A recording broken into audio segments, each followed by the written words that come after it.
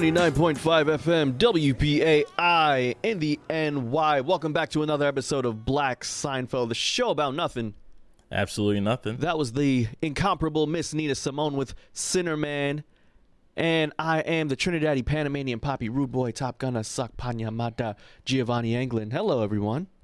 Yo, what's going on? It's Bashtin. This is recording live from LA. Gio is in Brooklyn, New York. How's everything going? And we would just like to thank everyone for tuning in to us live here at WBAI 99.5 FM, live right now from midnight to 2 o'clock in the morning. And thanks everyone for tuning into us live on WBAI.org for everyone listening on the web. But also, before we get started, we would also like to say that, hey, this platform is also available as a podcast for all of our available streaming platforms such as Spotify, Stitcher Radio, iTunes, and more. Audible.com. We're also available on the YouTube as well. Please check out the YouTube, Black Seinfeld. Check out the latest videos that we've done regarding the new Jordan Peele movie, Nope. If you'd like to follow us on all social media platforms, just go to Black Seinfeld NY on the Twitter and the Instagram and TikTok. But also, hey, if you'd like what we're doing here and if you'd like to leave a comment, please just go ahead and follow us and leave us an email. Go to blackseinfeldny@gmail.com. Yeah, that's pretty much it. Also, I finally did it. I finally fixed up the Black Seinfeld website. It took a while. I had to destroy it from what it was originally supposed to be, and then kind of look at everybody else's podcast website and realize, like, we're not really supposed to make it so grandeur unless we start writing blog posts or something in the future. But if you would like to check out our other stuff, just go on blackseinfeld.com. So That's right. Bashtin was working too hard, basically, and he realized that he didn't have to do too much. So it's a lot more simple. He worked smarter, not harder. Yeah, it's kind of embarrassing. No, don't be embarrassed at all. I thought it was, as you said, very grand. I thought it was very, very well put together.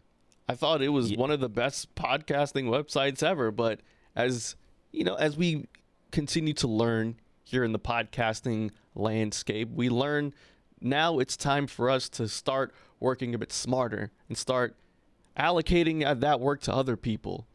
That's how capitalism works. That's right. We're selling out to the man, people. We're going to start allocating all that stuff over to immigrants over in India or something. When we need them to edit some videos real quick on Fiverr. Yeah, that's right. For $5 for 2 hours. See, $5 for 2 hours. We're in sync. There you go. That is called capitalism at its finest, people. That's right. How much is $5 in rupees? I don't know. You know the conversion rate? No, I do not. But I know it's completely different. I do know a lot of companies outsource those products or any type of editing or design or any type of commercial product. They will actually outsource it. Absolutely. When the Chatty House was really big 2 years ago, one of the biggest thing that they've pushed when it came to helping out a lot of podcasters with growing their podcasts is outsourcing all of the editing, so they don't have to worry about editing so much, and so they can focus on building the brand. And I thought, wow, this is hella capitalistic here. I mean, damn, have we been doing this wrong all this time, Bashtin? Is this how we get to the next level, by doing the things that we didn't want to do? Is this how we sell our souls? Yeah, essentially. One thing I was actually reading this very interesting article on LinkedIn. LinkedIn is just a really weird place. I do think it's Facebook for adults in a professional manner.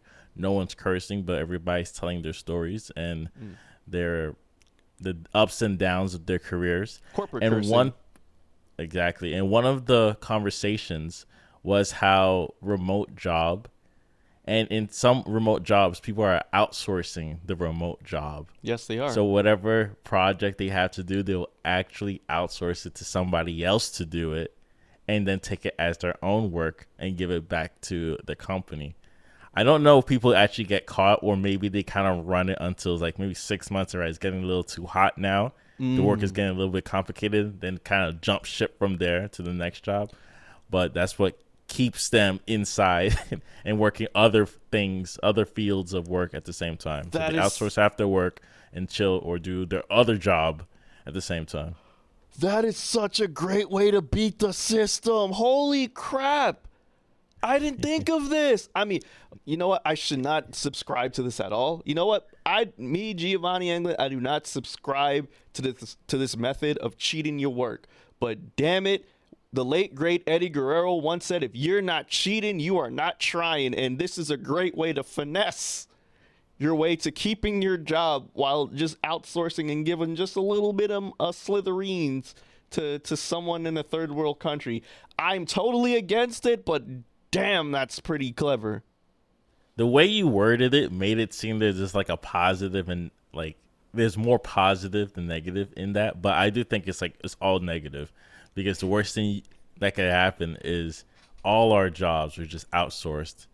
But that won't happen because a lot of cities fight for tax credits. So it's like you actually have to hire people in this city in order to get these tax credits, or we're just going to charge you an arm and a leg. So it's like when you're taking a high stakes exam, and you always find that one kid who finds a new elaborate way of cheating. It's like, damn, it's wrong, but like, yo, I'm beating the system. Like I'm finding a new way to just get on by. Yes, it sounds horrible, and you're absolutely right. I am making this sound a lot more positive than it should be, but I'm just impressed because I fully thought you were going to come on here and talk about the CEO who cried on LinkedIn and shared about how he had to fire some of his employees, which I found very performative. But no, you just went completely left, and you gave me something I should think about.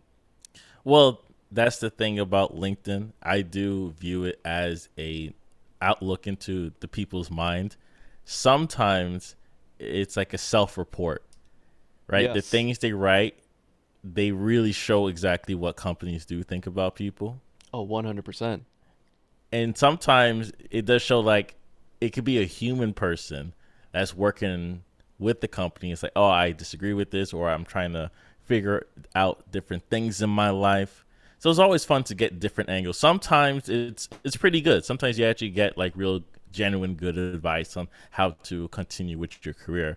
Or it could be just like me, just chill on YouTube, just scroll through the YouTube shorts and listen to one inspirational Kobe 60-second quote, and you'd be just good for the week.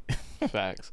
I would just like to say this to any future employers that listen to Black Seinfeld, because I know a lot of y'all like to do background checks and stuff, and you ask me about the show during the interview, which is a bit weird. Just remember, everything that I say right now, it's all entertainment. I'm doing this for the listeners, okay? It's all entertainment at the end of the day. I respect the hustle, Gio. Of course, man. You know, I've learned a lot within my year of corporate America, Bashtin. And one thing I've learned so far in my many interviews thus far now is the art of finessing, as I like to say, the art of finesse, the art of stretching the truth. Because at the end of the day, Bashtin, these clients and these customers do not know more than you. So if you have to finagle your way to and stretch the truth out in the betterment of the company, I will go ahead and do so. And I'll do it with a straight face. The customer is not always right. Oh, 1,000%. I've even said that back in the day when I was working in the kitchen. You are 100% wrong.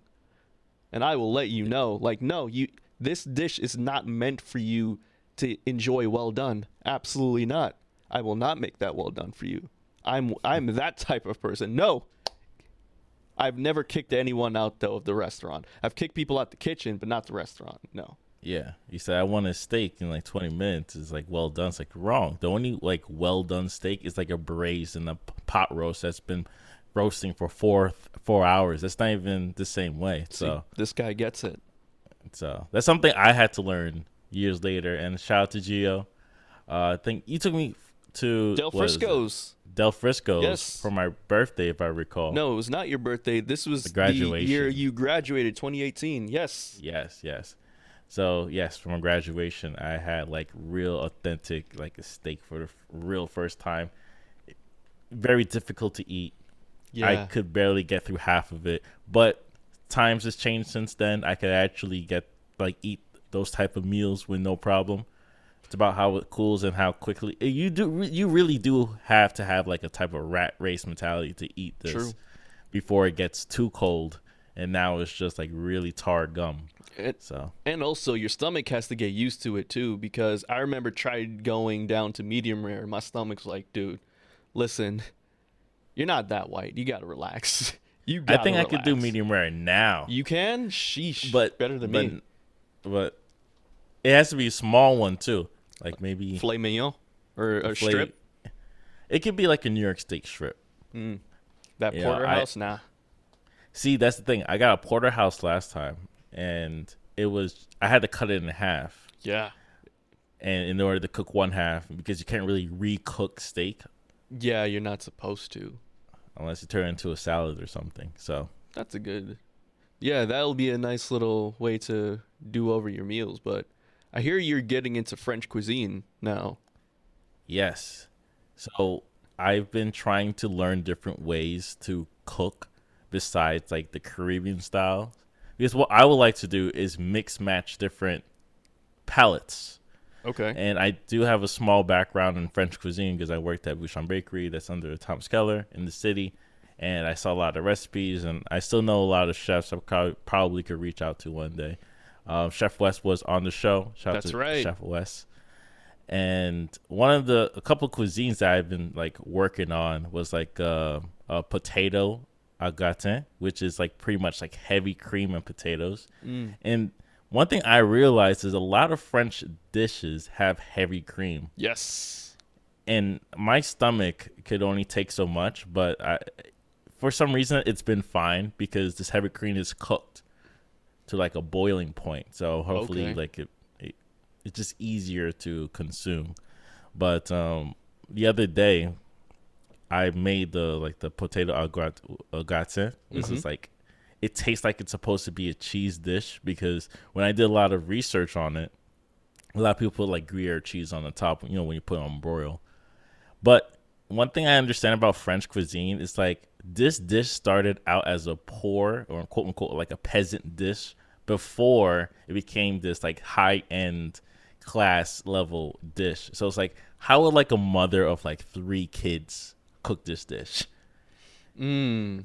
That's how I feel about every French dish. So most European dish, like especially the high end, that's now known as high end. It's like, how will a mother of like 5 kids or like cook this dish? Throw it in a pot and eyeball everything. Honestly, that's how mothers do it. I feel like mother cooking is very universal. They just throw stuff in a pot and they just use feeling. They don't use exact measurement. They just say a little bit of this, not too much of that. There's no real measurement. It's always off of feeling when it comes to mother's there is cooking. a measurement though. Oh, okay. There is a measurement. I do agree. There is a feeling, but there is a true measurement that it can't be taught, right? Yeah. You got to just continuously keep tasting it while you're cooking. And also the eyeball method. The measurement. Eyeball it, but I do think it's the tasting. Like you continuously keep tasting what you're making until you just figure it out. So it's like salt. It's like when you're cooking rice, right? For example, you want to salt it. It's like as the rice starts going down, you before the water disappears, you taste the water real quick to see if it's salty enough. It's not all right. Just a pinch of salt real quick, shake it up a little bit, and just watch and wait for the water to kind of disappear. And then from there, how it should taste in the end product. So that's something I didn't realize until like just cooking. It's like, oh, okay, it's not just eyeballing. It's like constantly eating while cooking, and then you're going to know how that just tastes in the end. Do you get full while you're cooking? Well, I don't. It's more like a nibble for me. Like the constant, like a lot of French dishes also is like a braised dish as well. Yes. So sometimes I could probably put something in the oven for like 10 minutes while making the sauce. Then I put the chicken back. Like I use a bone-in thigh, right? And you need to understand the internal temperature for a chicken is supposed to be like 165 degrees, right? So let's say you don't have a thermometer. I actually do, so I know like what you got yourself a little meat thermometer. Yeah, it's very helpful. Okay, but you could either cut it or you could put it in a knife and put it on your lip to see if it's like fully cooked. There's a lot of techniques for that. or you could just wait for the full like 30 minutes. But especially if you cook dinner late, you're just gonna use the meat thermometer like I do. It's just all right, 160. All right, come back in 10 minutes. 165. All right, we're good. I do feel like I have to call you out on something, man, because you're always a man who jokingly says I'm not black, I'm Haitian, and I feel like as a Haitian man, you making French cuisine, I feel like that's a big oxymoronic right there. I feel like that's a bit traitorish to me, at least. I don't. You should be making some griot or something. Like I don't know how I feel about this. I don't know about you making ratatouille. I don't like this. It's like water and oil. It shouldn't go together. It doesn't go together. I completely understand what you mean, but like I said, I had a background. Like I know how things are supposed to taste and look. And I understand like the key ingredients that is used in French cuisines because I worked in the French restaurant. If I worked in an Italian restaurant, I'd probably be more focused on more Italian. Well, I went to Italy once. Exactly. There so you go. I do have like a couple of like in my opinion, I think I could do really well Italian dishes, but it's like, all right. But in my opinion, French dishes, they do have like a lot of chicken, a lot of duck, for example. And those are things like I want to try out. Yeah, and you like know butter. How to cook. And butter. Yeah. You like butter. That's the thing too. That's one thing about French cuisine. They love butter. Butter and everything. And heavy cream. And heavy cream. Yeah. So I'm not into those it. two. It's a little bit much, but it came out really good. What I did, I had like the potato, then I made like caramelized onion because I wanted sweet with it. Then I made a grilled potato mixed with like a vinaigrette. Then I ate it with like a sourdough bread with like olive oil on it. Okay. So a balsamic vinaigrette, and that's the mix, and it came out really good, surprisingly. So that was a little side project I made to grilling up some tomatoes. I'm happy you're getting better with the cooking, man. All it takes is practice. But now I got to get you into baking, and you're trying to do that soon, right? How's the devil's food cake coming along? I have to buy the tins for that, but that's the next step. So if you're out there listening, like look for a different culture and just try to learn 5 dishes from there, and from there, then you be able to move on. But Gio, have you been doing anything new or special or different? I've been doing a lot of new things. I recently went to Barclays Center for the first time. I went to the Kendrick Lamar concert, and surely Wait, you never been inside Barclays before? I've never been inside Barclays Center for the past almost 10 years now, since this thing has been open. Ever since Jay-Z christened it with the 4-day performances, I've never been at all. When SummerSlam was back to back to back to back, I've never went. When UFC held their first event here in Brooklyn, I did not go to that. All the powerhouses, never went. I haven't gone to any Barclays Center performances, nothing. What about the wrestling? Where does the wrestling stuff happen? So the wrestling stuff does happen now here at Barclays Center, and it's been happening for the past 10 years now. But I just haven't gone. I swear you did. Nah. And there was like a couple years where WWE was at Barclays Center consecutively, year after year. Like I believe SummerSlam, they were in SummerSlam 16, 17, 18. They were consistently at the Barclays Center, but I never went. I always just watched from home. So this was actually I only went once it was like a work thing. Right. In a box, and I was watching the Nets play San Antonio Spurs in a very boring game. Was this when? In 2018. Oh, wait, so DeMar DeRozan was on the Spurs? Was he on the Spurs? I don't think so. Okay. I don't think so, not yet. But I think D'Angelo was injured when he was on the Nets. So that's after he left the Lakers. Yeah, so he wasn't playing. This was a cheap game then, so that's why you were up in the suite section. Aldridge was playing. Oh, LaMarcus Aldridge was there? Yeah, but everybody else was like injured, so it's like I can't watch this game. This game like sucked. I wouldn't even watch this game if it was on TV for free. Well, see, that's why you got the seats that you were able to get, because them ticket prices were a lot cheaper. Funny enough, Bashtin, I was close enough to getting to those suites. I was this close. For all the people watching us on YouTube right now, it's this close from getting there, but I ended up getting played in the long run. And I'll tell you how this happened, man. All right, so I know someone mutually that I've reconnected with who actually went to the same college that we went to, Bashtin. She went over to York College, and we reconnected and we went out a couple of times, and everything was great. Everything was dandy. And I knew once Kendrick Lamar announced the Mr. Morale and the Big Steppers tour, I saw the dates and I saw that he would be here at Barclays for 2 days, August 5th, August 6th, that Friday and that Saturday.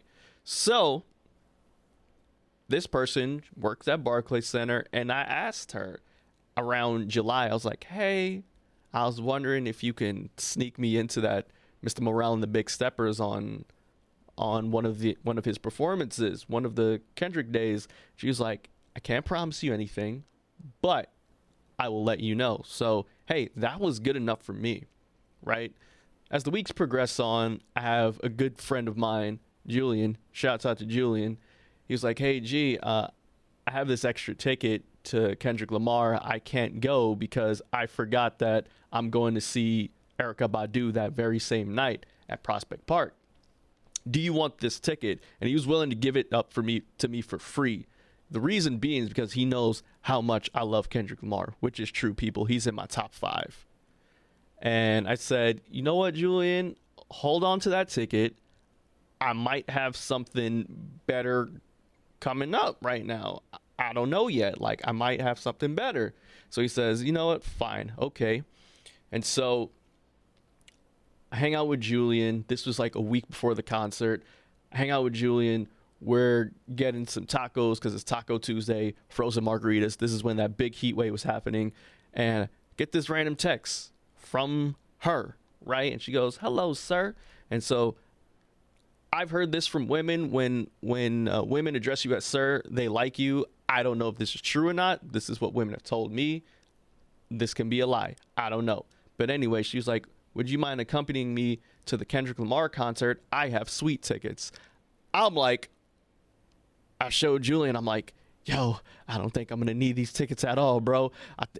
I'm in there. Like, I'm so in there.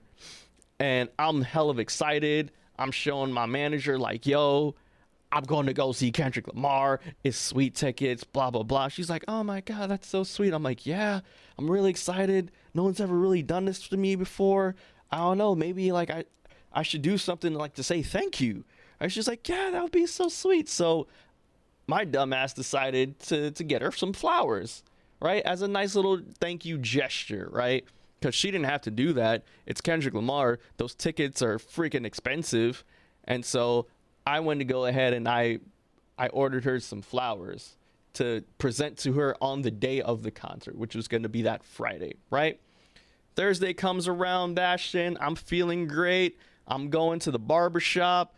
I'm getting a nice lineup. I'm going home to wash my hair out. You know what I'm saying? And since I have long hair, it takes about an hour and 30 to lather that thing up and make sure it's good. I put on my bonnet.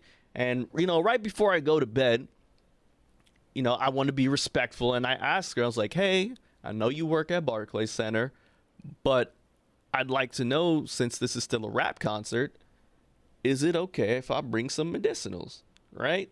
Real innocent. Don't look at me like that. It's pretty legal. It's pretty legal now. Super legal now. But also, this is a rap concert. It's going to happen. So at every rap concert I've been to, exactly, there's a cloud that didn't come from the stage. Every concert, every festival you've been to. Anyways, I go to sleep. I think nothing of it, right? I wake up, Bashtin. I put the nice leave-in conditioner in my hair. I exfoliated. I got the coconut oil in. I'm feeling great. I had a nice wine-colored burgundy red shirt on, some nice jeans, good pants. Like, I'm smelling good. All right, I'm making sure I don't walk too much because it's still a heat wave and I perspire a lot.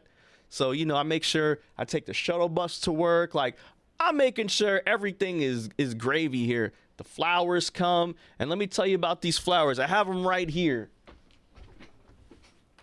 It's Venus LaFleur flowers, and if you know anything about these flowers, Bashtin, they do not die up to a year, okay? So you can just have them in the house. You don't water them, nothing. Genetically modified. Genetically modified roses. That's right. And it comes with a candle because she likes candles. Because Aesthetics. I listen, okay? I went to school for psychology. I'm a good listener. You know what I'm saying? So I'm at work. I'm cheesing from ear to ear. And I get this text from her. And she says, you know what? I'm going to pull it up right here. My apologies, ladies and gentlemen, but I just want to let y'all know that I'm not lying here. Where is it? Oh, here it is. Not gonna lie, that low-key made me really upset. I think I'm gonna take my brother because I can't have people play with my job. Sorry. I was like, whoa. I was like, hey, I apologize. I didn't mean to disrespect you. I'm just asking so I know how to act accordingly. And she goes, yeah, but still, like, that's mad annoying. Like, they check you and we will have extra security. I'm sorry, man. I think I'm going to take my brother. I'm like, I understand. Okay. Needless to say, for like the first 5 minutes, I felt crushed. I was heartbroken. It was like I was literally right there. I was inches away from seeing Kendrick Lamar, one of my top fives, one of my idols in life. And it was just like gone, taken away from me. Bruh, I exfoliated for you. Like, I took time out of my day to look immaculate for you. And you just want to take it away from me? So, what I did, I went to the contingency plan. There was a plan B. I hit up Julian. I was like, yo, Julian, you still got them tickets? He was like, yeah, well, what's happening? I told him the story. He could not believe that she did that. And he was like, because he's very petty, he was like, yo, you still have her on Instagram? I'm like, yeah. He was like, yo, take a picture of yourself at the concert. Record yourself at the concert. Post it on Instagram. I'm like, okay, cool. I'll do that for you. And he just sends me the ticket. Now, mind you, Julian said he was going to give me the tickets for free because he knew I would be one of the only people that would actually enjoy it. And Julian did not skimp out on these tickets, okay? He spent a lot of money on these damn tickets. I was in a great section, right? So I'm at Barclays Center. I'm at the concert. I got in initially for free, so I'm walking around. I'm buying merch. I'm seeing the Barclays Center because, quite honestly, Bashtin, from the inside, it actually looks really nice. I'm walking around, and because everyone is at this damn concert, I run into a lot of people that I know, a lot of friends. I'm asking them where they're sitting. Maybe we can meet up after the concert. I'm walking around, and guess who I see? Who you see? I see the girl, Bashtin. I see the woman that turned me down, and I saw someone with her. I gotta be honest with you, that was not her brother. Oh. Yeah, and before y'all even asked, like, oh, are you sure? I know what her brother looks like. That was not her brother. It was another dude. Mystery man. Bruh. I mean, I would have appreciated, like, yo, I decided to take someone else, like, because at that moment, I felt played.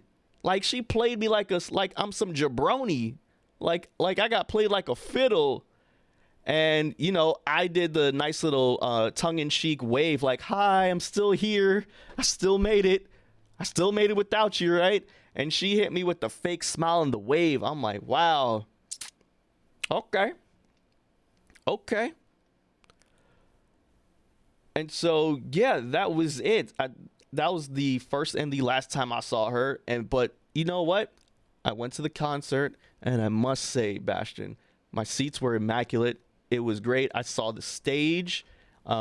Basically, one level under me was the general admission, so I had really good seats. I sat by really great people, two couples. It was one black couple to my left, one Indian couple to my right. I felt like I was home. And, man, I gotta be honest with you. It's one of the best concerts I've ever been to in my life. Oh yeah, no, we still got time. So like, who opened and what time did they start on time? Were they late? So, quite different to festivals. This concert was very much on time because apparently Barclays Center is very strict with timing. and they're very strict on the cutoff time too. So they had the lineup on just every screen known to man, and I did not see the first act because I still don't know who the first act was, but I saw the second opening act, which was Baby Keem. Of course, as you all know, Baby Keem is Kendrick Lamar's cousin, and Baby Keem went on at around 8 o'clock, right? He was scheduled to be on at 8 o'clock, and he got on at least 8:10, which is really good for a rap concert, because if you know that sometimes rappers can be an hour late, 2 hours late. I heard about what happened with the Fugees. So, 8:10 is a great start time. I thought Baby Keem's set was fine. I'm not a big Baby Keem fan. I knew some songs. So, it wasn't that captivating. I thought he performed well. I thought the crowd seemed into it. But, that's not why I went to go see. I went to go see the main event. The headliner, K-Dot, Kung Fu Kenny, King Kunta, Kendrick Lamar, the GOAT, the God, the King. And I gotta be honest with you, Bashtin, the Mr. Morale and the Big Steppers tour is freaking great. I feel like, honestly, this man has elevated to a whole nother level. Again, Kendrick done did it again, Bashtin. From his outfit, from his black suit, with the white glove like he's MJ, to the black shades, to all the props that he uses throughout the show, to how he even started. He started off with the first record, right? And everyone was all captivated. He was captivating. There was like a huge rumbling. It's like this. Everyone started chanting for Kendrick Lamar. I felt all tingly. It's like an outer body experience. It was wow. And I can't believe the amount of breath control this man has, because Kendrick doesn't rap that slow. He raps pretty fast on a lot of these songs. And plus, he's playing a lot of old records too. Unfortunately for all my Kendrick stans out there, he plays nothing from Section 80s. So sorry. But of course, he plays the normal hits. He didn't do Swimming Pools, but he did Don't Kill My Vibe, the remix verse. As a Kendrick Lamar fan of Section 80, I think the only song I will expect him to ever play is High Power. Of course. I don't believe he will memorize the lyrics for any other song besides High Power. That is fair, and honestly enough, that is one of his slower songs in that album. That's funny. Produced by J. Cole. Of course. But he plays some good. You said he played some good Kid Mad City. He played some good Swimming Pools. No, he did not play Swimming Pools. He played the Bitch Don't Kill My Vibe remix verse, because he was in Brooklyn. Trinidad James in 4 weeks. Now my problem hold up. Everybody probably went crazy from that. Yeah. Everyone went crazy because I thought he was just gonna do the regular version, but nah. Since he's in Brooklyn, because he says in the verse, Brooklyn go hard, mother. Love me in the East like I'm Chuck D. Dominicans wish that I was born in there. Everyone started rapping that verse. Jay-Z did not come out. I was a bit sad about that. But he was in attendance, though, for the Saturday performance. I went to the Friday performance. He was there Saturday with Beyonce. Yeah, he was there Saturday with Beyonce. And then there was like a more intimate performance that he did over at the Dumbo Soho House. So that was... Of course. Then he did another performance out on Long Island too. Yeah, he went to the USB arena as well. Yep. See, if I was in New York, I wouldn't go to one in Brooklyn. I would have bought tickets for the UBS one. Yeah. 15-minute walk, bro. Crazy. But yeah, man. He did Money Trees. He did the Backseat Freestyle. Love that one. And then crowd pleaser. Yes. Everybody was chanting. You lose your voice to that song. Yes. I immediately lost my voice when he started playing that one. And then from To Pimp a Butterfly, he played King Kunta. Of course, he did all right. That was it for To Pimp a Butterfly. That was it. He didn't do anything else, okay? He didn't really get into the deep cuts in To Pimp a Butterfly. And then, of course, Damn. He did Loyalty. He did a Lushed Transition. So he just played like the first verse and then just the chorus, and then that was that for Lust. He did Love, Humble, DNA. And then after that, he just played Mr. Morale and the Big Steppers, but he didn't go into the touchy stuff. You know what I'm saying? He ain't going into the touchy stuff. He kept it at a nice pace. Entertainment. He kept it very entertained. The last song he played was Savior, so that was tight. I think that's his favorite song off the album. But other than that, man, I think Kendrick Lamar is such a great performer. The props that he used, the dancers, everything was very captivating. Oh, he did do Family Ties again with Baby Keem. He brought him out at near the end of the concert, and they did Family Ties. I thought that was a great little moment right there as well. And watching Kendrick Lamar and thinking about all the songs that I wish he had played, I was thinking to myself, like, wow, Kendrick's been in the game for 10 plus years, and he has all these albums, and he's been popular since Good Kid, Mad City, which is like 2 months away from coming up to its 10th anniversary. I was like, damn, Kendrick Lamar, if he wanted to, he can either tour out, he can make an album tour if he just wants to do a Good Kid, Mad City tour, or even if he wants to do a B-sides tour. I think Kendrick can do it, because he has the records to do it, because there were certain B-sides that I wanted personally, he did not touch at all. I wanted to hear Mama, you know what I'm saying? I wanted to hear yeah. He didn't even do any of the Black Panther stuff. I was like, damn, he didn't do Untitled Unmastered. I'm like, damn, Kendrick got so much. That's his true deep cuts right there. Yeah. I don't think we'll ever hear him perform those songs again. No. Okay. But it was so good, man. There's nothing bad I can say about this concert at all.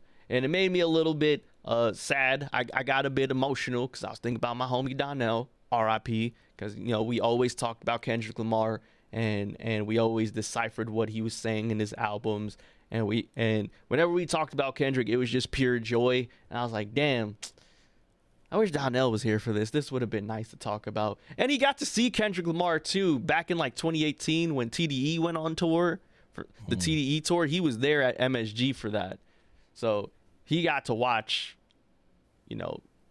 Kendrick, J-Rock, SZA, Ab-Soul, Schoolboy. He got to see them all, which, good for him. But yeah, I definitely feel like if you have not seen the Mr. Morale and the Big Steppers concert, I feel like you should make time to do so. It will be worth your while. I think he's going to be out in LA, Bashtin, very soon. I think you should go and just watch the show. I really think you should. I have time to think about it. It's not that far, too. It's not that far. SoFi Stadium. I don't think he's going to do it in Crypto.com Stadium, but one of the two. Okay. And I feel like he's going to do a lot more because it's in his backyard. It's in LA, so I don't know. He might bring out people. He ain't do none of that over here in Brooklyn. I thought he's going to bring out Jay-Z when he did the Bitch Don't Kill My Vibe remix verse. I thought wholeheartedly, but no. He didn't even do the Heart Part 5. I was tight at that. I'm like, really? But he did it at the Soho House.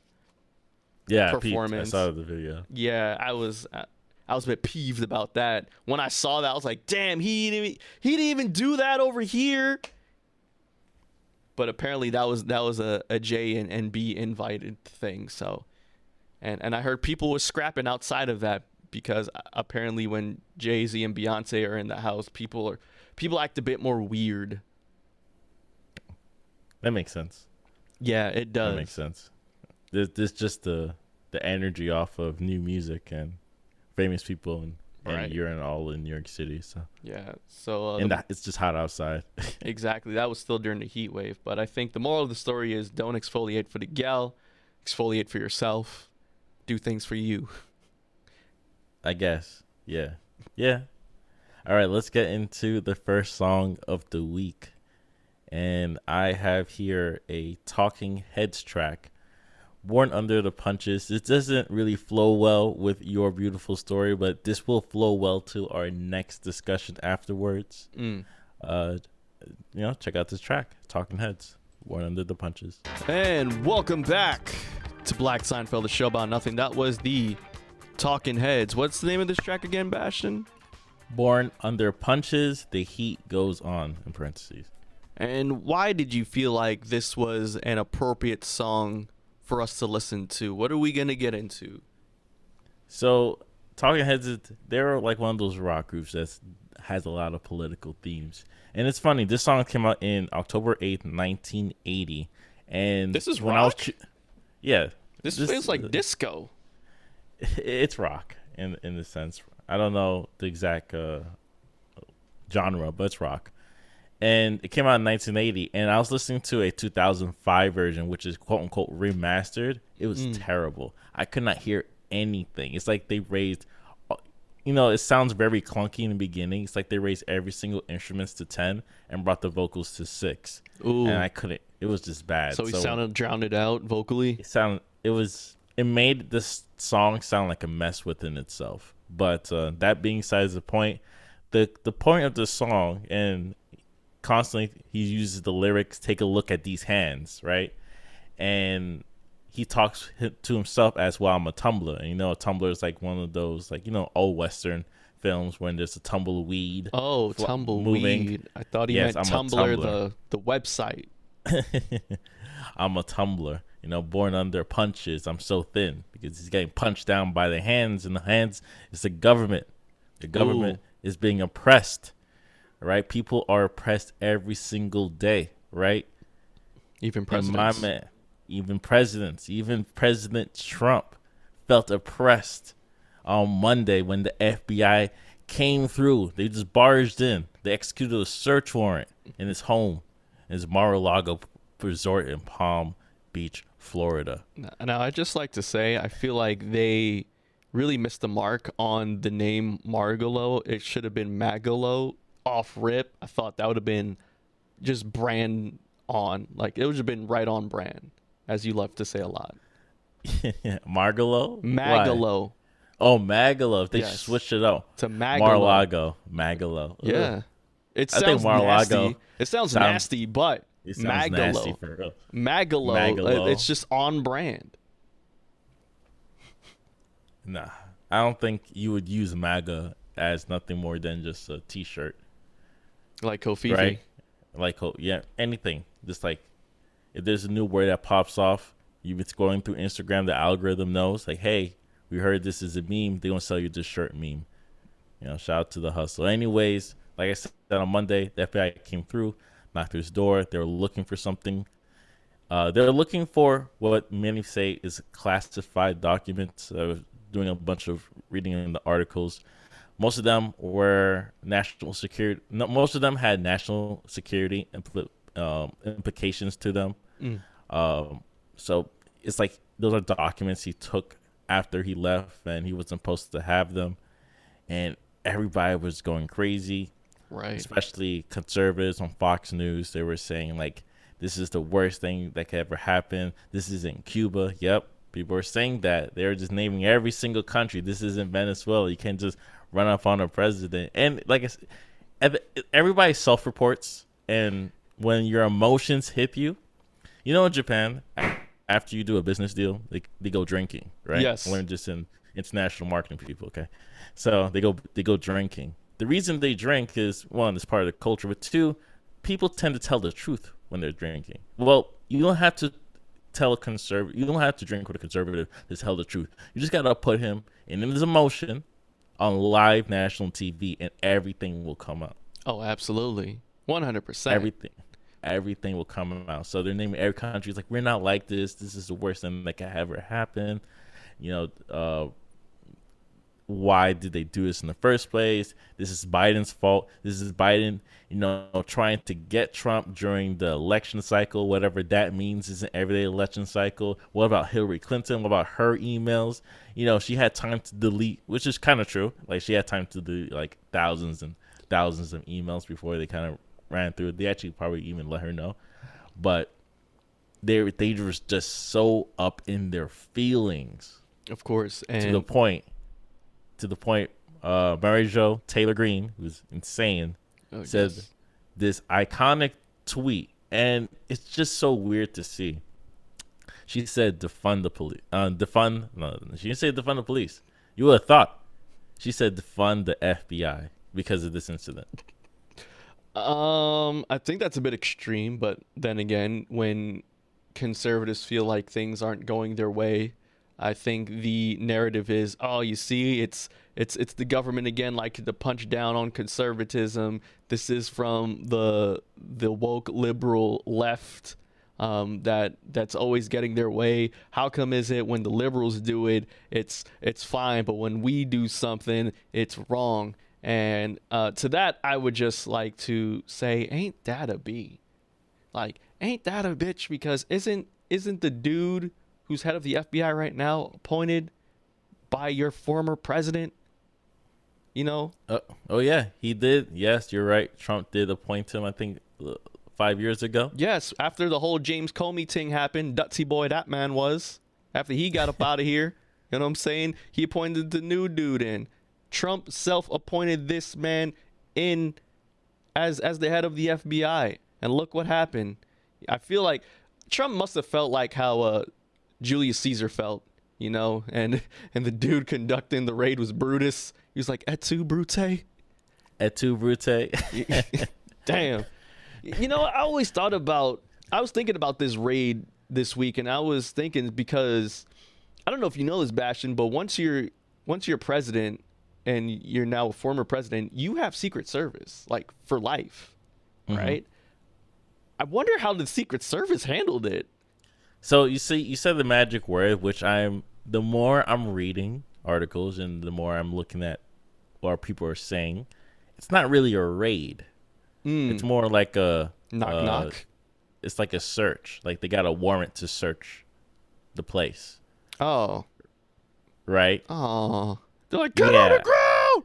Get up! Where is it? Where is it? I'm thinking, you know, it's similar to how, you know, the FBI ran up on Fred Hampton, you know what I'm saying? How the FBI did all the Black Panthers, how they did MLK. I was thinking something on that nature. No, it's a little bit more civil in that nature. I won't even call that civil. It was just straight up like, hey, we got a court-ordered document, and we have to go in. They spoke to the Secret Service. The Secret Service opened the door for them. They walked in, and around that time, that was happening. And the way I found out is through Twitter, but because Trump released like a presser saying, "Look what the FBI is doing. They're running up in my place. They're raiding everything. You know, I'm under siege and occupied. You know, unannounced raids was unnecessary and inappropriate." And this is how he threw out the email. And that's what's bringing these conservatives on this level of the country's attacking us. Well, conservatism for the and speaking in the conservative magnetism perspective. And people are just going crazy. Defund the FBI. The FBI is terrible. It's like we shouldn't have it anymore. And hey, I'm perfectly fine with that. Get rid of it. We don't need it. We'll save a lot of money. Hold on. They didn't say they don't want the FBI anymore. Seriously. Well, okay. So in their mind, and let's go back to what MTG. I'm just going to call it MTG. Marjorie Taylor Greene, said. yes. What MTG said is defund the FBI. Yes. Now, I keep saying the P sound because I think I'm going to say defund the police. Of course. The way conservatives look at defund the police is to remove it, like abolish it, right? Defund and abolish, two different things. The idea of defund is to remove fundings. And like, for example, in Chicago, they're going to build like a training center for police officers that costs like $124 million. And the joke is like they're under budget by like $120 million. It's like, well, you know, if only we could allocate one fund to the other, then we wouldn't be under budget, right? So it's the same way that we're looking at. That's like the regular way to look at the word defund. But the way conservatives look at the fund is abolish. So if you just change the words abolish the FBI, but they use the word defund the FBI, it's the same thing. It's the same thing. They look, they look in the source, and defund and abolish. It's the same word. Yeah, that's not how that works. That's not how words work. That's not the definition of defund. well, they never understood what Black Lives Matter meant. So, and it's been years, and that word been around for a long time now. Right. If you don't understand what Black Lives Matter means, then defund is just too much of a difficult word to understand. Exactly. And so you're absolutely right, Bastion. I'm sure they mean that they want to get rid of entirely the whole Federal Bureau of Investigation. And hey, as someone who understands the history of the FBI and how it targeted black people and black celebrities and black activists, you've seen all the movies. You've seen the Billie Holiday movies. You've seen all of the Black Panther documentaries. You've read all the books. You've seen all the MLK FBI documentaries there is to see. Okay, hey, I am Billie Holiday? Yeah, there was The People versus Billie Holiday, and one of the first black FBI agents was tasked to take down Billie Holiday, but they turned into lovers and they got high on drugs. Oh, true story. It's on Hulu. It's available on Hulu. Yeah. Adria Day is playing Billie Holiday, one of the best vocalists ever. Definitely take a look at it on Hulu. Sponsored by Disney, of course, Mickey Mouse. Interesting. But have you been paying attention to this news with Mar-A-Lago?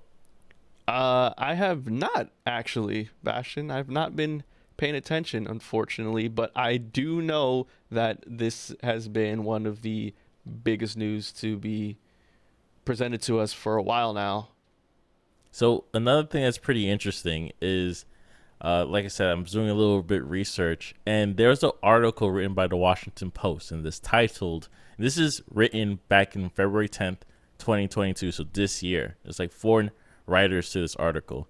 Some Trump records taken to Mar-a-Lago clearly marked as classified, including documents at top secret level. Right? So this article is written back in February 10, 2022. That means these are things that are known. These are things that the public knows, but if you're not paying attention to that sort of news, you don't know what's happening. I'm not paying attention to this. No, I'm not subscribed to the Washington Post, right? Right. You're not going to know. This is not like I can't even read this article because I just can't get in. Yeah, you don't. But you have to get through the paywall, and you're not willing to do that. I get it. I'm with you. You know, now I know how to, but I won't snitch like that. You can figure it out. You can figure it out on the internet. Talk to me after the show. But people knew, right? The government officials knew. FBI already knew. But for them to, I think what the story is right now, there's 2 different stories. There's one story which is disappeared from the media. It's like why they're doing it right now if they knew before. Like were they just waiting for a good time to run up, or maybe they just needed more warranted reasons to get those documents.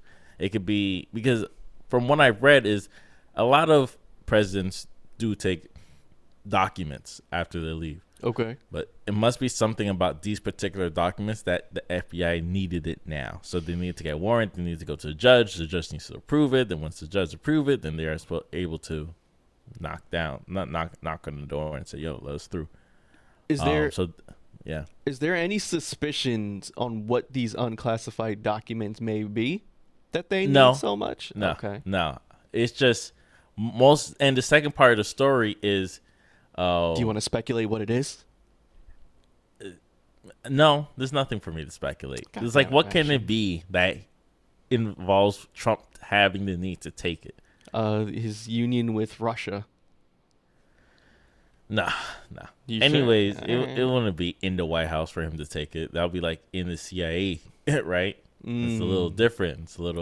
Well, this is Trump we're talking about, after all. He is stupid. Yeah, so the way I look at the situation, and the second story is pretty much like Biden, Doug Brandon, is trying to stop or just kind of limit the energy that's going on with Trump in terms of going to run for a re-election in 2024. Of course. That's the second story. That's the story that's been especially like all over the media. They're trying to they're trying to use this hype and momentum to keep talking about how the man, aka the government, is trying to bring down the other man, Trump, in the most nonsensical way. I get it. It's basically Trump talking about how it's basically the government is after the little guy, which he's not even a little guy. Okay, he's still technically he's one of the elites. He's part of the 1%, but it's Uncle Sam doing its very best to try and hold down Donald Trump so he will not be able to run again in 2024 for presidency, which is why they're still doing the whole January 6th coup courts, and that's why we're seeing the whole FBI raid over at Mar-A-Lago. So they're throwing all these darts at the Trump wall, allegedly. So they're throwing all these darts at the Trump wall, allegedly, and they're trying to find something that sticks so he will not go back to getting to run again in 2024, because I think, Bashtin, and this is just me again, I've been saying this for a while, because if he goes and he gets reelected again, I think this man can win. I'm just saying. I think he can win, and I think they're doing their damnedest try and make that not happen, because I know Joe has been doing a lot, some good, he's been trying his best. But I'm telling you, man, I feel like the conservatives are going to come back with a vengeance. So even conservatives that don't like Donald Trump are against the FBI raid in this dude's home. So the thing is, like, they're up with the energy. It's like a club, right? And Yes. I completely agree with what you said. Like, the momentum is like it could carry Trump to run for re-election in 2024, but the polls aren't as hyped they are for Trump as they were in the past. They're more hyped or more interested in getting Ron DeSantis, the governor of Florida, to run for president. And that guy is even worse because he's political. Like, Trump is a celebrity, right, that became a political, they got into politics. Like, during his 4 years, he didn't really do much. Like, he didn't pass a lot of things. He just took credit. A lot of people. He took credit for a lot of Obama era stuff. Right. And he freed Kodak Black, so that's pretty noteworthy. And he did free Kodak Black in order for him to be on Kendrick Lamar's album. Yes. So it's probably did not really help. Free A$AP Rocky when in that he was era. In Sweden, yeah. Apparently, he made things worse. But anyways, he freed one of the Big Baller Brand kids too when he was in China stealing sunglasses. He did that as well. Apparently, he also made things worse over there because they're already on their way home when he called them. Oh wow. Yeah, I know. That's what I mean. It's like, we think he was doing stuff. He did create a new culture of racism to be out in public. Oh, 100%. But he didn't pass as many laws as I thought he would. He did the whole tax thing, which is terrible. Yeah, tax cuts. But anyways, if we're Black Seinfeld 2 years from now, we're talking about the presidency, don't be surprised that one of the leading candidates will be Ron DeSantis. That's right. And he's from Florida too, so keep that in mind. That means he's extra crazy. He's extra crazy. He's doing this whole war with the LGBTQ community, and it's just getting nasty out there.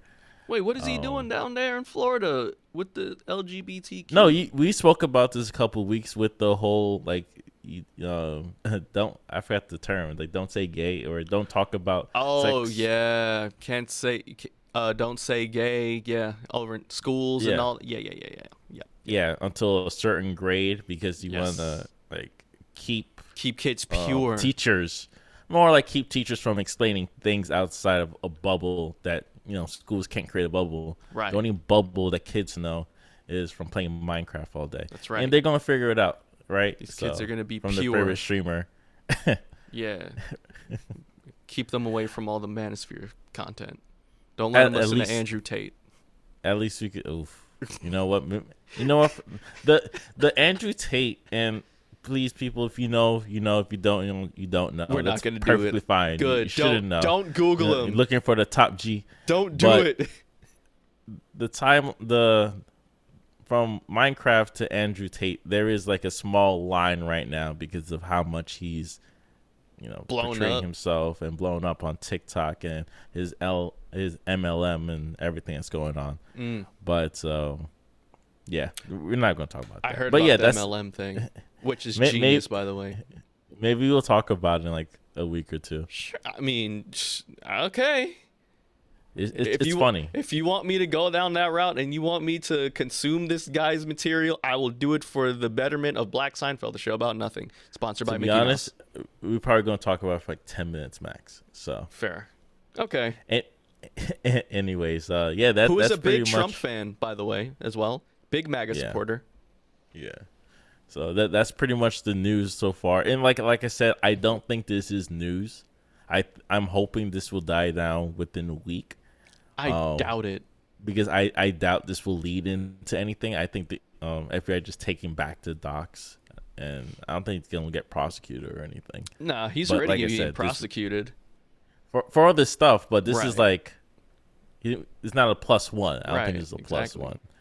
So when he's getting prosecuted in New York, I'm sorry. What were you saying? Yeah, he was getting. No, I was going to say that this was just a search warrant. Right. Yeah, he was being prosecuted in New York, and he was taking the Fifth Amendment on everything. So, there's that too. One day we'll get his taxes.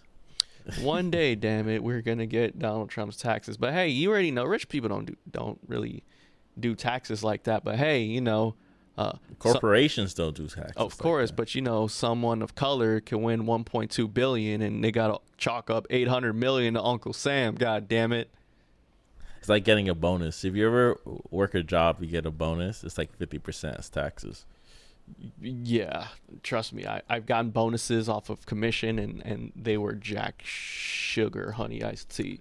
Yeah, I got so that's why you gotta do multiple commissions. You gotta grind more. Nah, man, and that's how it is in the sales field. But sadly, as someone that came from the sales field, I've actually noticed some things that's going on, and there's been a lot of layoffs, especially in the tech industry. Exactly. It's like that particular sector that has every single day there'll be some type of news article talking about how XYZ is laying off X% of their company. Hell, even in LinkedIn, when we just talked about the CEO who was crying in this photo, and he talked about how it was some of the hardest decisions ever for letting go some of his employees, and I thought it was very performative.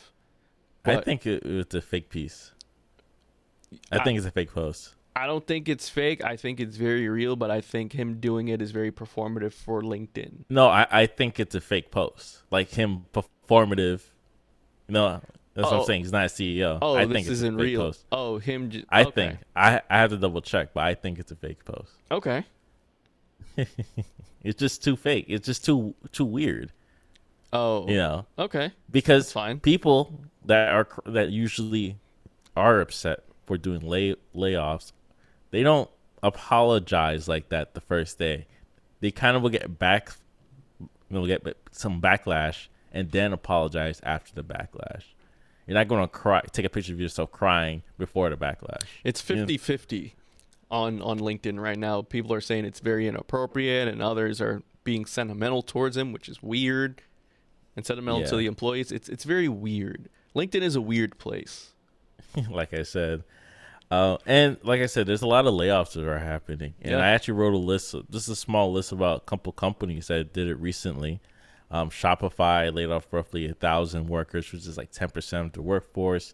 7-Eleven laying off 880 jobs. Victoria's Secret laying off like 160 managers just to kind of rebuild everything.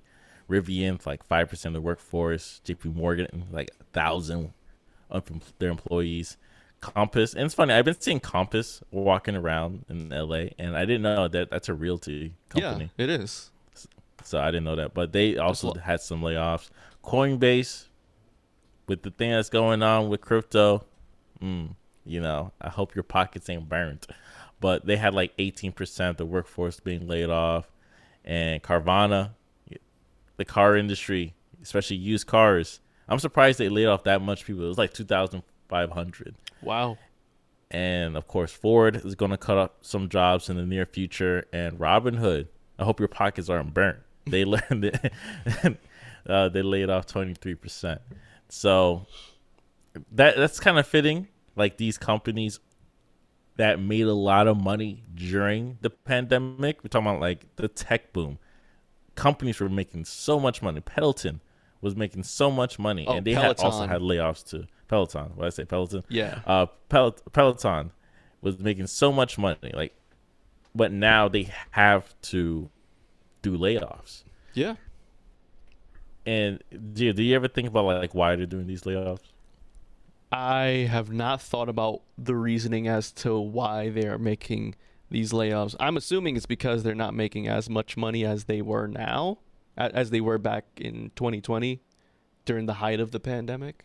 Yeah, because a company like Peloton in like December 24th, December 24th, 2020, their stock was worth $162.72, right? Mm.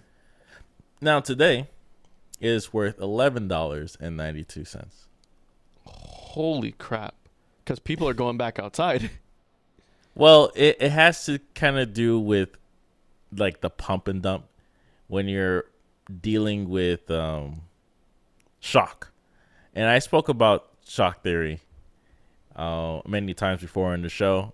I do recommend you guys check it out with the shock theory. But one of the things that's going on right now is because of the recession and the inflation and how the interest rates are going up, tech companies aren't able to get loans, or they won't get loans from the bank because the repay and the debt will be too much. And they're not getting like angel investors, like investors to invest more money in their company. So they're doing this time to kind of cut roles that they might not need right now. So some of the roles that they're cutting could be like certain managers, like smaller, especially in the smaller district areas. They won't go for like regional managers, but like the smaller, like if it's like, you know, Forest Hills, Queens, or like Brownsville manager, they'll cut you off, but they will keep the Brooklyn manager, you know. This is sounding like John Laurinaitis' budget cuts. Yeah. So it's just a lot of budget cuts, a lot of people that are getting their offers rescinded because as they go through the interviews, then they get approved, and they're getting ready to dip. Next thing you know, it's like, oh, you know what? Things have changed. We're not going that direction. We don't need your role. So I think I was talking to my friend, and he said like some jobs are kind of safe, like pretty safe, like the engineer jobs, because you still need a team to actually build these products, especially when you limit your sales team. Your sales team is supposed to increase your cash flow, but these engineers are the ones creating the actual item. Engineers, coders, all that stuff. You need those people around you. IT, all that stuff. But actually, people selling the product, as you were saying, people on the ground, people in the stores, people doing the hard labor, not really needed that much. Well, basically, the stores that aren't making the numbers can go. They're not going to get rid of high traffic areas, and they're not going to get rid of stores at like very prime locations. Yeah. And I just want to talk about the shock doctrine, the rise of disaster capitalism by Naomi Klein. I always go back to that book because it does relate to a lot what's going on within our time, especially during like the Reagan era. Before, I forgot what year, but during his time, it was somewhere recession. in the 80s. Somewhere in the 80s. It was during his time. Everything was going down, and what the Fed ended up doing just was continuously raising interest, and I think they raised it to somewhat closer to like 20%. Wow. Right? To the point where it will shock the system. Lots of layoffs, lots of people losing their homes. Just another recession? They forced the economy to go into recession. Because eventually, when there's so much shock, things will kind of level up in terms of pricing. That's the theory that they're using. Of course, there's other ways to get around it, but the theory that they're using right now, I think I discussed this on the show a couple of weeks ago too, is they want to shock they want to shock the economy. So people are going to lose jobs left from right, and they're totally fine with that. Their livelihood, they're going to just lose everything.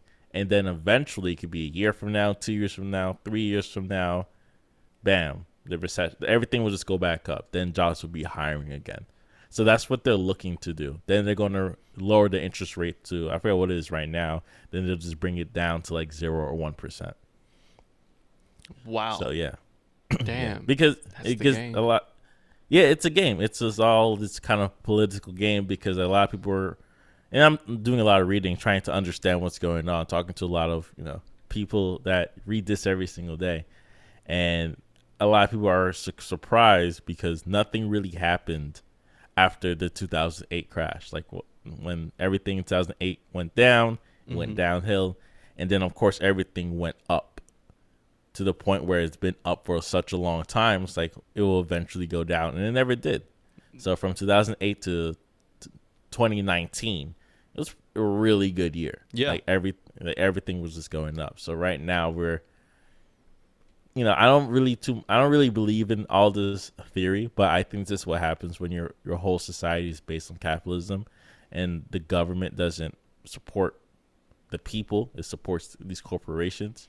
So this pain that we're going through, this shock that we're going through and all these layoffs and, it's a result of people getting too much money. It's a result of, people getting too much money, but also not wanting to spend money when they know they're not going to make more as a replacement. So if I had to lay off 10% of my staff in order for me to be positive by the end of this quarter, then I'd rather do that. And maybe 3 quarters from now, I'll hire and expand my staff again. This sounds so rigged. What? Yeah, This just sounds how the like one system big works. game, man. Yeah. So whenever there's multiple companies doing layoffs, and like I said, these layoffs are happening in a certain sector, like the tech center. Yeah, Facebook. That's happening with the metaverse. Even Sweet Green Is doing layoffs. But wait, Sweet Green is food though. It's not really tech. No, it's not tech, but Neither is like Victoria's Secret or those. I named those on purpose because they also rely on investors. They also rely on people supporting them, like during certain recessions, and they may not be able to like take the hit compared to other companies. Because as a corporate sector, stuff like 7-Eleven or even Victoria's Secret now, which isn't, it wasn't as high up there as it once was before. It's definitely it's gone downhill. Especially, I hear Bath and Body Works as well is going downhill as well, which is under the limited brand as well as Victoria's Secret. So I find high interest rates and the recession. I find all of this. It seems like that's where we're going to be headed. Although a lot of the economist experts are saying we're not going to be in a recession. I don't know. I feel like all of this is going to be pointing to that very soon. The economists have to say that. They have to say that we're not going. It's their job to say we're not going to recession. Then when the recession happens, it's like, well, it won't stay for that long, and then it'll go for a year or 2 years. Then it's like eventually we come out. Then when it pops off, it says, "See, we told you." It's pretty repetitive. So I was like, you could do some research and look into like how the economists spoke about the recession in the 80s. So it's pretty interesting. Man.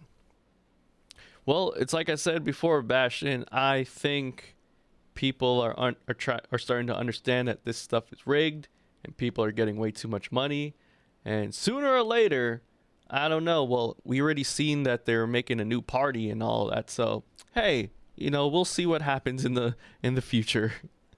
Yeah. And I really do. And I really hope that people understand what's going on. But Gio, like, let's say we're in a deep recession, and a lot of people lose jobs. Then, like 4 years from now, everybody start working again. You're kind of going to forget, like, this whole thing is rigged once you get that new check. I mean, I feel like that happened back in 2010, 2011, 2012. I feel like that happened a little bit, when everyone started doing well again. Yeah, because the housing market is all messed up too. Again, it's like really after 2008, the housing market is still messed up. But I realized after doing some research, the biggest difference is not a lot of people are selling their homes. So every time just like one house, a lot of people are just going to jump on that house. So, they said the average amount of time a person owns a home is like 8 years. It's like, nah, I'm just going to keep this. Wow. This is how you build wealth in order to get to the middle class, right? Owning a home. So. Wow. 8 years now. Man. Yeah. Sounds longer. So, oh, yeah. So people would knock at your door, your family's house, and say, hey, do you know the average is 8 years to own a home? So that's great. Good luck for those average people. I'm only home for a minute. So a lot of people do that. I hear that, man. I hear you. So let's get into the next song. Yes. Please. And this song is by Domi and JD Beck with Herbie Hancock. Moon. Check it out. Welcome back to Black Seinfeld, the show about nothing. That was Domi, JD Beck, and Herbie Hancock with I'll Go to the Moon. Don't leave so soon. And once again, people, if you enjoy the show, if you have a comment, a question, if you'd like to submit us any music, please hit us up at blackseinfeldny@gmail.com. We're coming near the end of the show, Bashtin, and I feel like I have to talk about this really quick before we segue into something else, man, because I'm not going to lie. I was a bit scared. I was a bit heartbroken that I thought, another iconic show was coming to an end. And I'm not going to lie, Bashtin. She freaking got me all over Twitter. You sent me a tweet from one Angela Yee of The Breakfast Club. And she said, The Breakfast Club is going to be over as you know it. And everyone on Twitter, whether they loved it or they hated it, they shared their pleasure, their displeasure. They share the most iconic moments of The Breakfast Club. And so I felt like this was the JBP all over again.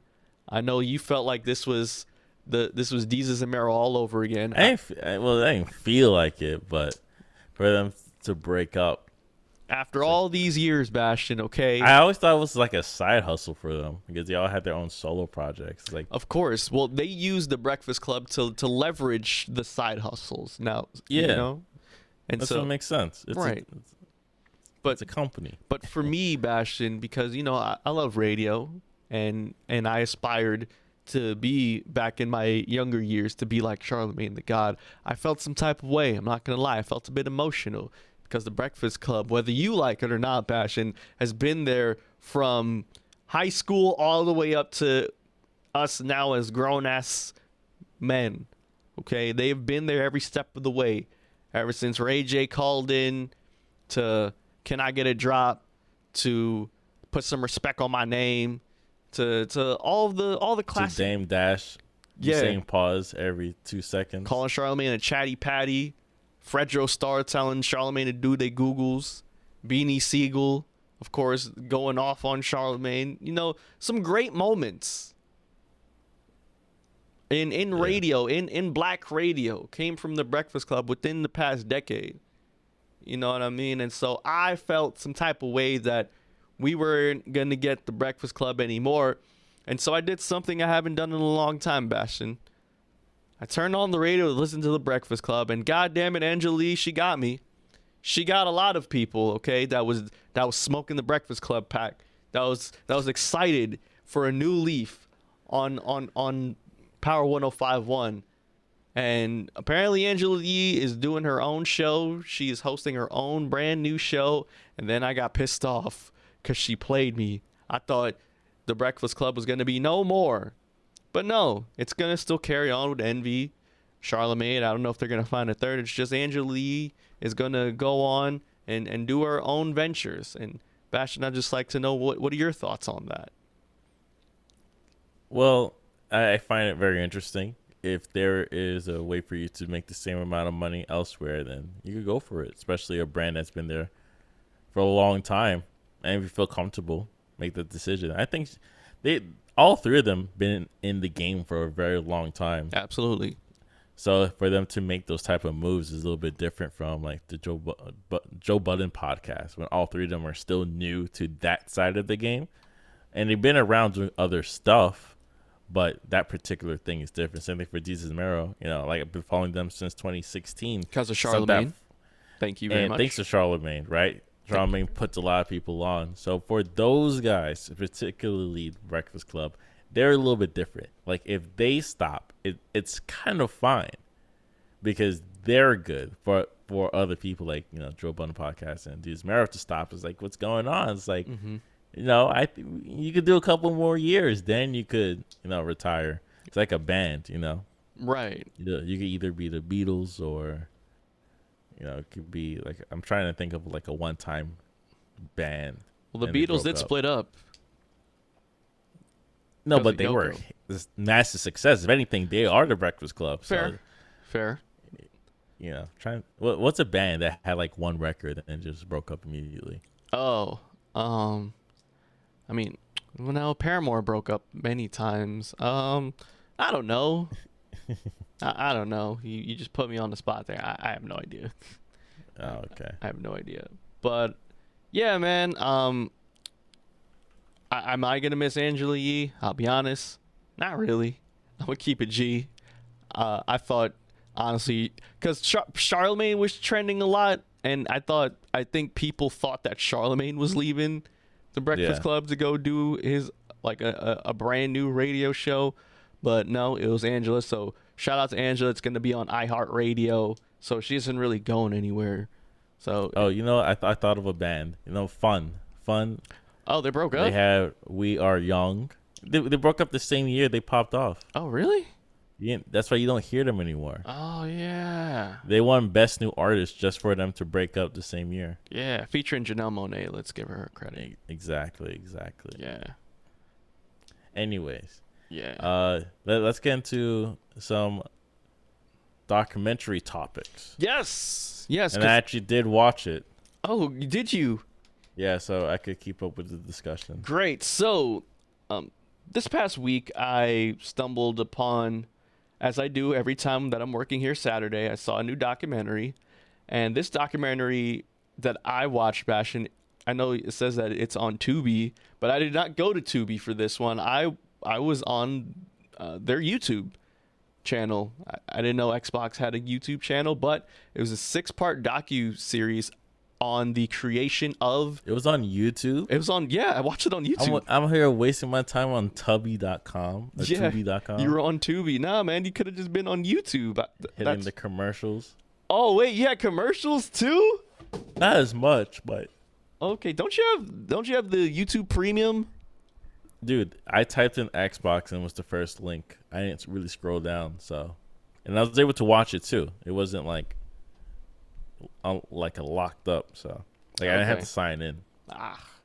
Okay. So we watched the Xbox documentary based on the formation of the Xbox and the history of the Xbox. Of course, if you don't know, Xbox is owned by Microsoft, and the whole reason why this whole thing even started was because there was a team out of a Microsoft wing called XDirect.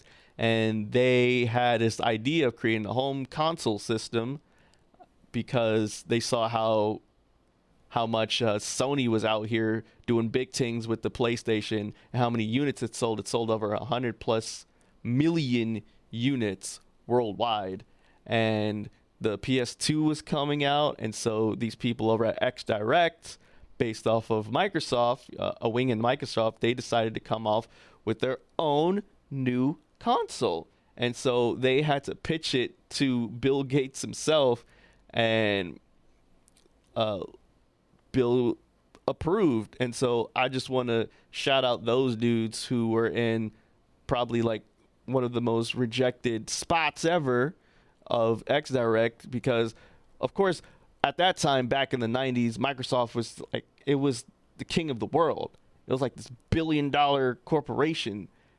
Bill Gates at that this monopoly type thing. Exactly. When they were getting not sued by the government, but the government was bringing them to Congress so they could ask them questions. Are you a monopoly? Mm-hmm. And at that time too, Bill Gates was probably like one of the wealthiest men in America too. The man was literally like, he was like God. He was like how people viewed Mark Zuckerberg now, or even Jeff Bezos. That's what Bill Gates was in the 90s, because Microsoft became such a huge software that people just ran on their PC. Everyone had goddamn Windows on their PCs, like Windows 98, Windows 95, stuff like that. And so what was a great way for them to expand their damn empire? A console system. And so different things that they tried to do within Xbox, what they try to do to differentiate themselves from Sony, from Nintendo, was they made a console where you don't need a memory card, which is huge back then, because every other system you needed a damn memory card. For Bashtin, did you have any consoles growing up? Yes, I had the PS2. But I lived through my cousin's experience with the GameCube and the Nintendo 64. So with those consoles, you needed a damn... And the Dreamcast, yeah. You needed a damn memory card. But for the Xbox... How big was the memory card? Was it like 20 megabits? Yeah, for those memory cards, megabytes, yeah. I think 20 megabytes, like 40 megabytes, and that's it. Yes. Which is like not... It doesn't hold anything today. But back then... Back then, it held so much. It held so many games. Another big differentiation between Xbox and the other games systems was the Ethernet port, which basically is one of the most instrumental things at that time, because they understood that online gaming was going to be something huge for consoles. It was already a thing for PCs, but it wasn't really a thing yet for consoles. In fact, one of the first consoles to do that was the Sega Dreamcast that you mentioned, right? Mm-hmm. And once Sega folded and they started to issue out more software, yeah. So video games rather than hardware, meaning consoles, Xbox basically took that mantle of doing online multiplayer games. But the crazy thing was with Sega, their internet service, it was based through dial-up. And if you were a kid growing up back then in the 90s into the early 2000s, you know that dial-up was very, very slow, and you had to disconnect your phone service, take it off the phone, plug it into your little internet box thingy, or you plug it into the Dreamcast. You'll have to dial it up. It takes like 10 minutes. It's very, very slow. So they try to do a what was called the Ethernet port, or a broadband, which it basically eliminated the whole dial-up thing, which was of course evolving technology. So I thought the reason why I wanted to talk about that was because I remember being 8 years old, and it was 2002. And my mom got me an Xbox, the original, the OG Xbox. And I thought to myself, Bashtin, what the hell is this? Because I didn't know what the hell Xbox was, right? And I didn't even know back then it was run by Microsoft, because what I enjoyed and what I appreciated most was how much that the Xbox brand wasn't really affiliated with Microsoft, because the portrayal of Microsoft was very geeky, people wearing khakis, people tucking their shirts in. It was very nerdy. It was opposite of Apple. It was opposite of Apple. Of course, you see the "I'm a Mac, I'm a PC" commercials. Yeah, of course. It's very much that perception of what Microsoft is, right? And even in the conception of Xbox, right? The team had to lie to Bill Gates and say, oh, they were going to run Microsoft apps on Microsoft Office on the damn console to get Bill to approve to it. And then when they talked to Bill and they were like, look, man, I know that we said we were going to do all this stuff. It was going to run on Microsoft stuff. And he got very angry. He got super mad He said, "Oh, you guys lied to me." Da da da da da da da da. But he sat and he thought back to himself, and he's like, "Damn, we need to do this." And so, boom, they gave him permission to do the Xbox. Yeah. Cool question for you. Shoot. Minus the nostalgia. How did you feel about the portrayal of Xbox and Microsoft in the entire 6-part documentary? Honestly, I felt like, since this is a Microsoft and Xbox based documentary, I felt like they were fair with a lot of their errors, and with the Xbox and Xbox 360, specifically the damn Xbox 360, which that's a whole conversation within itself. But also, I feel like a lot of the parts had a bit of what I like to call revisionist history. Mm-hmm. For example, when we got into the Xbox 360 era, they were right with one thing throughout that generation, right, of the Xbox 360, PS3, and the Wii. The Wii took off like crazy, right, because of the motion sensor remote control. I actually wrote that in my notes. It's like they were able to connect to all people on different age groups, old, young, and families were able to play. Absolutely. Did you have the Wii? I did have the Wii. We did have the Wii. I did not play buy with your the parents? Wii. I did play with my parents. We had Wii Fit. We had Wii Sports. We had all that crap, and we were playing as a damn family, right? No other system will ever do that. No other system will ever do that. And guess what? Microsoft tried to do that. The damn Xbox tried to do that.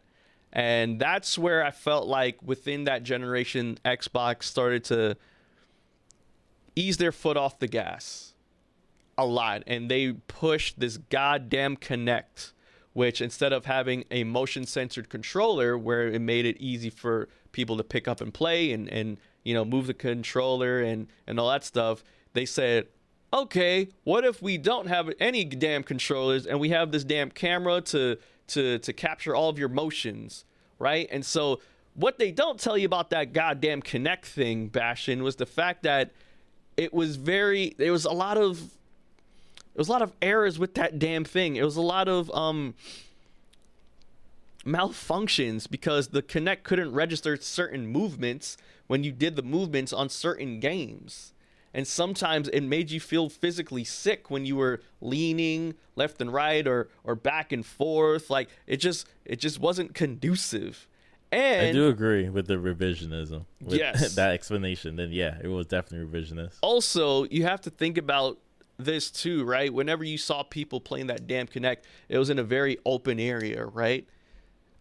People with living rooms, it's not much of an open area. You have furniture in the background and stuff, so that stuff can get in the way too. And they made Kinect seem like it was like one of the best additions to the Xbox when I think they admitted a little bit. They said it, but like they left it alone. They were like, hardcore gamers did not give up about the Kinect.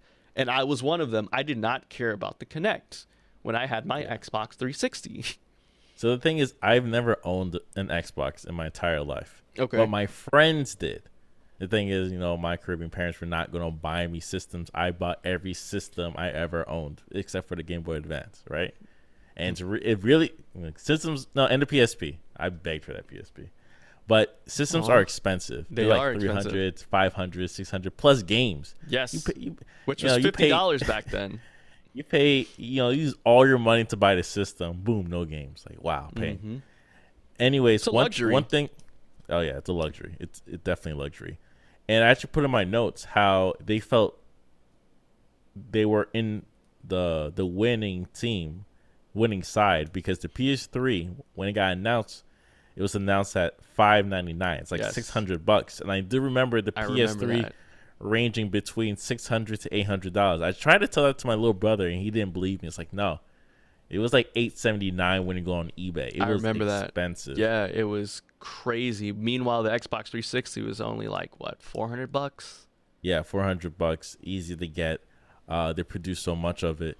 So, like I said, I never owned the 360, but I did find something pretty fun to do when I was on YouTube. I like to watch people's mental breakdown when they got the red ring of death. You're a sadist, you know that?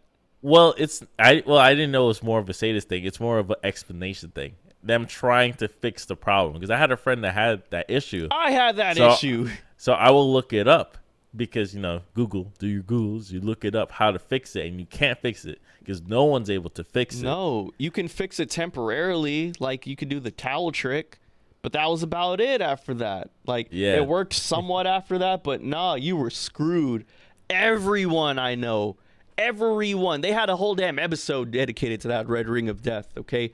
Everyone knew. Yeah. Everyone that I knew had a damn red ring of death problem. And it brought back so many memories of just displeasure, and I was pissed. Hey, one thing I thought that was very interesting was the kids and the adults that will record in their houses. You get to see how their living room looks like. Say, oh, so this is how this person's living room looks like. Yeah. And while watching the documentary, and it's funny what you said about the Kinect. The Kinect was designed, especially in commercials, where they have all this open space. The same way when you look at Nintendo Switch commercials, it's about, like, there's no kids in the commercials, all adults. They could be on a rooftop, they could be in handheld, chilling, sitting down. You have to create commercial of a more realistic setting of where they're going to be. If you look at half of these, like, videos on the 360 Red Ring of Death, all of them are in, like, tight spaces. Yes. Tiny TVs. Monitors straight to your face. Monitors. So I always wonder, it's like, with the research, because the Kinect came out in like 2011, right? It did. And the 360 came out in 2006? 2005. 2005. So within those years, did they not like go on YouTube and see how much space the average gamer owns? Like, most people game in their basements away from the living room. Some people can't even game on the living room in their house. Mm-hmm. They're not allowed to, because they've had to put like 20 hours on that game. You can't put that in the living room. When your aunt walking by, she's gonna say you're playing devil worship a game, and you can never play the game ever again, right? That is a very good point. But again, Bash, and I reiterate, the whole point of the Kinect was to grab in that casual family. Yeah. So it was they were sort of trying to bite off of the success of what the Wii offered with the remote, and so they tried to do, hey, let's make your body the damn remote. But see, that's what I'm trying to say. It's like they didn't do any research. The hardcore gamer isn't playing the games in the family room. They learned that the hard way. The Wii went straight to the family room because the commercial showed you could play it with your parents. Absolutely. So everybody played Wii Sports with the parents. First game everybody plays is Wii Sports. It was genius. It's the first game it came with. Genius. You could never beat that.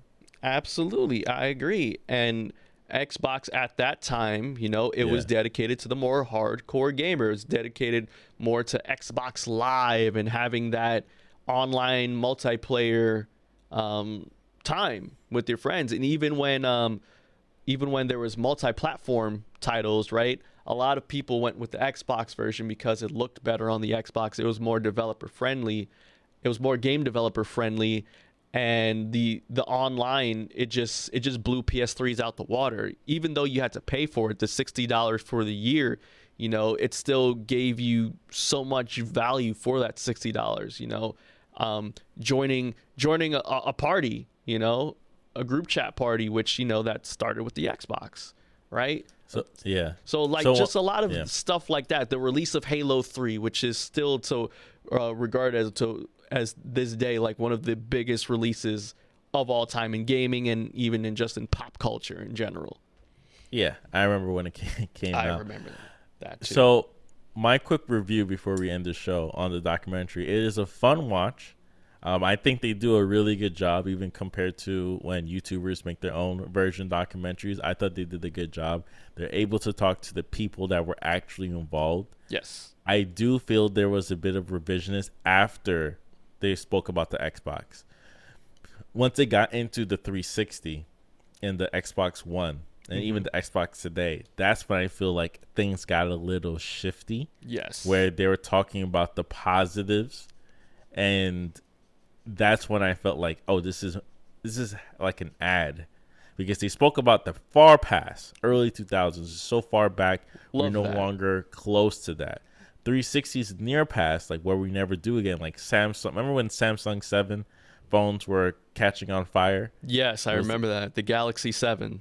So it's equivalent to that. It's like, hey, Samsung, we had this problem before, and we're triple testing to make sure we can never have that problem again with our batteries. And guess what? Samsung has been one of the top phones since. Right. So they're trying to keep that energy. So when I was watching this documentary, it's like, hey, these are our problems.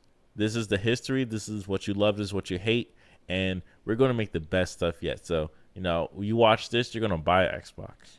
Yeah. And see, I agree with you there because you know what they didn't talk about? Because no one's really playing consoles like that anymore. There's a rise of the PC gamers. And the fact that, yes, up front, it is a lot more expensive to pay for a PC and for all the parts and stuff. But in the long term, it's a better investment because, you can always just swap out the parts and you get the highest graphics and the highest resolution and the highest frame rates when it comes to PC. On Twitch, if you go on Twitch right now, you're seeing a lot of Twitch streamers playing games on their PC. And you're seeing a big rise of PC games, like of PC gaming. I don't see many people buying Xboxes anymore. I know PlayStation is still very popular. Right? People buy Xbox controllers for their PC. Exactly. You nailed it right on the head. And guess what? They'll still even buy the Xbox 360 controller because that's how damn good that controller is for their PC. I'm tempted to buying it so I could play with my iPad once I upgrade it. Definitely. And I think I think they would acknowledge. I think they should have acknowledged more instead of Sony and even Nintendo that we have real competition now with the rise of PC gaming and with a lot of the streamers and content creators using PC predominantly now to show off their games. And because PC games the PC version is cheaper too. Because games nowadays are like $70 on console now. It used to be 60, but now I think it's like $70. And PCs, it's like 50. PS5 is a pain. Yeah. And even then, it's like they don't really have any exclusive titles to play yet still. Do you know the names of the new Xbox systems? Dude, I wish they would have stuck to Xbox 360, Xbox 720, but it was the original Xbox that I had, Xbox 360, then the Xbox One. I have the Xbox One, and then I think the version of the Xbox One was the Xbox One X, which was a bit more powerful than the Xbox One, and it was like on a terabyte. And then it's the Xbox One X NX or some crap like that. And now it's the new one. I honestly don't even remember the new name now because remember it's two parts. It's the Series X, the Series S, which is more of a digital. You're playing through online, and then it's the Series X, which is the big refrigerator with the disc too, right? Yeah. One thing that I do agree with now is that I can see an era where, or I can just see a period where physical discs for gaming can become obsolete. I can see that happening with things such as Steam and like the Xbox Game Pass and the Xbox Marketplace, or even with the PlayStation as well. They have their own marketplace where you can just go ahead and buy the games in the marketplace. So I can see that happening. I just think that's a slippery slope too of I don't like it because what if, I don't know, like what if you really don't own the game? That's what gaming companies like doing. Like say if you buy this game and I don't know, companies can just block you out of it, or companies won't have this game on sale anymore or something, or you don't even own it anymore. So I'm always cognizant of that. Yeah. So it's the end of the show. Yes. Right now. So we're going to wrap it up. Thanks for listening to Black Seinfeld. We are also a podcast, so you could type in Black Seinfeld on any type of podcast network. We also have our own website, blackseinfeld.com. Check out our videos. Check out our latest or older episodes. And check out our social media at Black Seinfeld NY on Instagram and Twitter. And if you have any questions, please feel free to reach out to us on our email at blackseinfeldny@gmail.com. Any last words, Gio? Thank you all so much again for tuning into Black Seinfeld. Join us again next week. Hope you have a great rest of your week. Until then, we bid you adieu. Peace. Peace.